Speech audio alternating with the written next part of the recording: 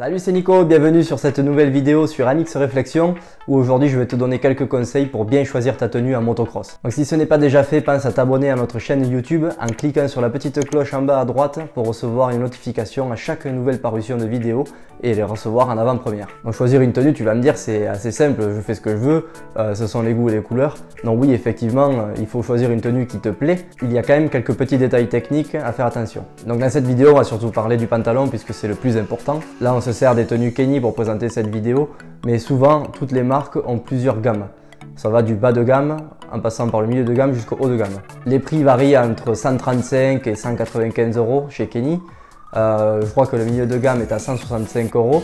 Donc moi, c'est vraiment un produit que je vais conseiller, c'est le milieu de gamme. Ce qu'il faut savoir, c'est que toutes les tenues, que ce soit milieu ou haut de gamme, se dégradent de la même manière et se dégradent quasiment aussi vite. Le bas de gamme a par contre tendance à se dégrader beaucoup plus vite puisque c'est une matière un peu plus fine et qui va s'user très rapidement au niveau des genoux, et à force d'enfiler la tenue avec les genouillères et tout ça, tu verras qu'à l'intérieur elle va beaucoup plus s'abîmer. Donc il n'y a pas 36 trucs à regarder sur une tenue. Moi, c'est vraiment au niveau des genoux. Donc c'est vraiment au niveau des genoux, à ce niveau-là, que ça va se jouer quand tu choisis une tenue. Alors certaines tenues sont faites avec du cuir.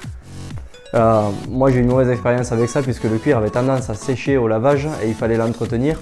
Là, les matières synthétiques pour moi sont beaucoup plus efficaces. Alors la différence chez Kenny entre le haut de gamme et le milieu de gamme se fait sur cette matière là essentiellement.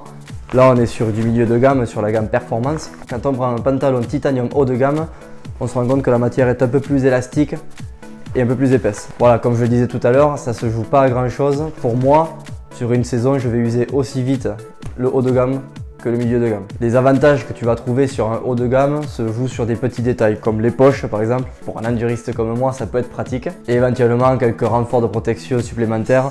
Mais bon, c'est très léger et très peu notable comme différence. Donc évidemment, ce que tu vas rechercher dans une tenue, c'est qu'elle soit confortable et comme je disais tout à l'heure, évidemment qu'elle te plaise. Fais attention quand même puisque quand tu recherches trop le confort, tu peux tomber sur des tenues comme celle-ci, une tenue que Thor avait réalisée uniquement pour le confort.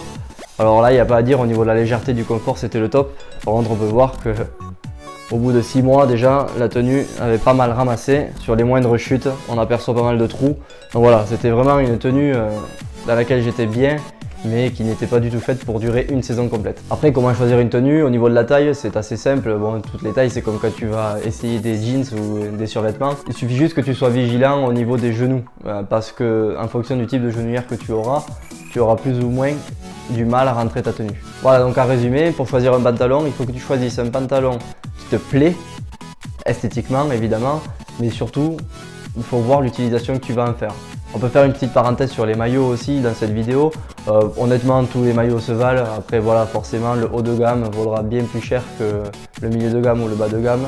Mais il y a très peu de différence là pour le coup, c'est encore moins de différence que sur les pantalons. Maintenant, à toi de choisir si tu veux des maillots aérés, ce que je conseille, puisque même en hiver tu peux rouler avec un maillot aéré, tant que tu rajoutes des couches dessous, tu n'auras pas froid. Après voilà, comme je disais tout à l'heure, il y a des marques comme Seven ou même Fox et Shift qui ont fait des maillots avec des jerseys que tu mets en dessous.